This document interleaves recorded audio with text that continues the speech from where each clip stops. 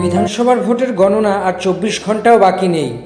আস্তে আস্তে পরিস্থিতি যত এগিয়ে যাচ্ছে গণনার দিকে, ততই বাড়ছে হৃদস্পন্দন, বাড়ছে উত্তেজনা, বাড়ছে উৎকণ্ঠা।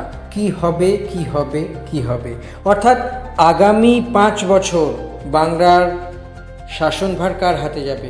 আগামী 5 বছর কে বাংলার মসনদে বসবে, কে বা কোন দল? অনেক কিছুই এখন প্রশ্ন, অনেক কিছুই এখন ধাঁধা। তবে এই ধাঁধার উত্তর আর বেশি কয়েক ঘন্টাও নেই। এই ধাঁধার সমস্ত উত্তর পাওয়া যাবে এবার। সব মিলিয়ে বলা যেতে পারে যে দুরন্ত এক পরিস্থিতি তৈরি হয়েছে, এক সন্ধিক্ষণ বলা যেতে পারে, ইতিহাসের সন্ধিক্ষণে দাঁড়িয়েছে পশ্চিমবঙ্গ। কেননা পশ্চিমবঙ্গের যে 294টি আসন, সেই 294টি আসনের ফলাফল আগামীকালই বেরোবে। সম্ভবত 293 আসনে ফলাফল বেরোবে। একটি আসনে কোনো যান্ত্রিক কারণ বা কিছু ব্যাপার আছে, সেই কারণেই অন্তত জানতে পারা গিয়েছে এই ঘটনা ঘটতে চলেছে। তো সব মিলিয়ে বলা যেতে পারে এবার বড় সড়ো এক মুহূর্ত আসতে চলেছে। দাবি পাল্টা দাবি তো থাকছেই। 294টি আসনের মধ্যে সবার লক্ষ্য হলো ভবানীপুর, অর্থাৎ ভবানীপুর আসনটি অত্যন্ত গুরুত্বপূর্ণ একটি আসনে পরিণত হয়েছে। এই গুরুত্বপূর্ণ আসনের গুরুত্ব যে এবারের ভোটে কতখানি, তা অন্তত বলা আর অপেক্ষা রাখে না। কেননা এই হয়তো প্রথমবার মুখ্যমন্ত্রী এবং বিরোধী দলনেতা একে অপরের বিরুদ্ধে একই সিট থেকে লড়ছেন, যা নজিরবিহীনও বলা যেতে পারে বা অত্যন্ত গুরুত্বপূর্ণ। এবং একই সঙ্গে বিরোধী দলনেতা অর্থাৎ শুভেন্দু অধিকারী নন্দীগ্রাম থেকেও দাঁড়িয়েছেন। কেননা নন্দীগ্রাম থেকে শুভেন্দু অধিকারী গতবার জিতেছিলেন, তার আগেও 2016তেও নন্দীগ্রাম থেকে তাকে মমতা বন্দ্যোপাধ্যায় জিতিয়ে রাজ্য মন্ত্রিসভায় নিয়ে এসেছিলেন। কেন তার আগে তিনি ছিলেন সাংসদ, তমলুকের সাংসদ। সেই অবস্থা থেকে ক্রমেই আস্তে আস্তে পরিস্থিতি যেদিকে গিয়েছে, অন্তত এবারের নন্দীগ্রাম অন্য কথা বলছে। কারণ তৃণমূলের বাজি ভূমিপুত্র পবিত্র কর।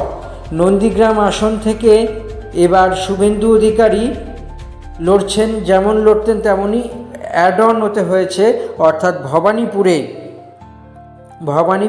কি হতে চলেছে? ভবানীপুরেও শুভেন্দু অধিকারী কি হতে পারে, সম্ভাব্য কি হতে পারে? শুভেন্দু অধিকারী হয় নন্দীগ্রাম থেকে জিতলেন, না হলে ভবানীপুর থেকে জিতলেন। হয় শুভেন্দু অধিকারী নন্দীগ্রাম থেকে হারলেন, ভবানীপুর থেকে জিতলেন। এটাও হতে পারে তিনি নন্দীগ্রাম থেকেও হারলেন, ভবানীপুর থেকেও হারলেন। আবার এটাও হতে পারে তিনি ভবানীপুর থেকেও জিতলেন, নন্দীগ্রাম থেকেও তিনি জিতলেন। নন্দীগ্রাম থেকে তিনি জিতলেন, এটা অত্যন্ত স্বাভাবিক ঘটনা। কিন্তু যদি ভবানীপুর থেকে যেতেন, তাহলে একটা ন্যারেটিভ তৈরি হয়ে যাবে যে মমতাকে তিনি ফের হারালেন। ফের কি তিনি জায়ান্ট কিলার হবেন, নাকি কেরিয়ার শেষ হবে? এই সমস্ত কিছু তো প্রশ্ন চিহ্ন চলছেই। নানা রকম প্রশ্নবারে জর্জরিত হয়েছে রাজ্য রাজনীতি নিয়ে যারা বিচার বিশ্লেষণ বা রাজনীতি নিয়ে যারা কাজ কারবার করেন, তারা অন্তত এবার বলছেন কি হবে, ভবানীপুরে কি হতে চলেছে, ভবানীপুরের জন্য কি লেখা আছে। মমতার অত্যন্ত প্রিয় সিট ভবানীপুর, মমতা বন্দ্যোপাধ্যায়ের লাকি সিট।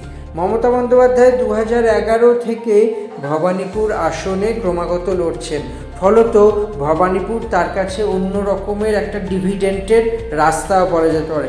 সব মিলিয়ে অত্যন্ত গুরুত্বপূর্ণ এক মহড়া বলা যেতে পারে, রাজনৈতিক মহড়া শেষ হয়েছে। জনগণের যে মতামত, সেই মতামত বা জনগণের ভোট এখন ইভিএম বন্দী। ফলত কি হবে, ভবানীপুর নিয়ে কি হবে বলতে গিয়ে শুভেন্দু অধিকারী জানিয়েছেন যে 20টি রাউন্ড এখানে গণনা হবে। প্রথম রাউন্ড প্রথম রাউন্ডে দ্বিতীয় রাউন্ড শুভেন্দু অধিকারী এগিয়ে যাবেন, তৃতীয় চতুর্থ পঞ্চম রাউন্ডে মমতা বন্দ্যোপাধ্যায় এগিয়ে যাবেন, কেননা সেখানে সংখ্যালঘু ভোট আছে।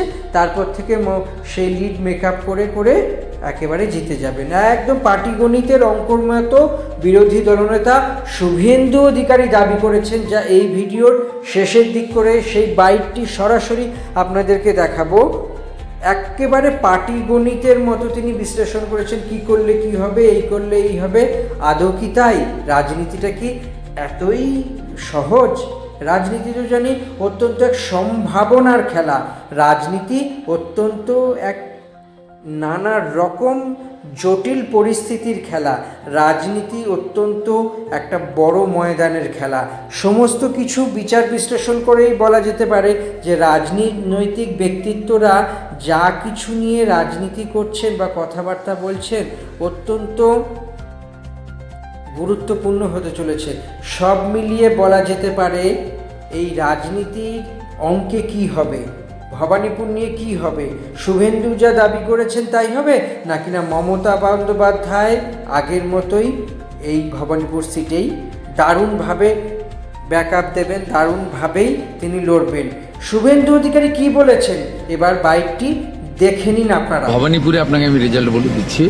প্রথম ফার্স্ট রাউন্ড সেকেন্ড রাউন্ডে আমার লিড থাকবে, থার্ড ফোর্থ ফিফথ রাউন্ডে মুসলমান বুথ মমতার লিড মানে যে লিড থাকবে, সিক্স সেভেন্থ রাউন্ড থেকে আমি মেকআপ করতে শুরু করব, 20 রাউন্ডে আমি জিতবো। অর্থাৎ আপনারগুলো ভাবার কোনো কারণ নেই।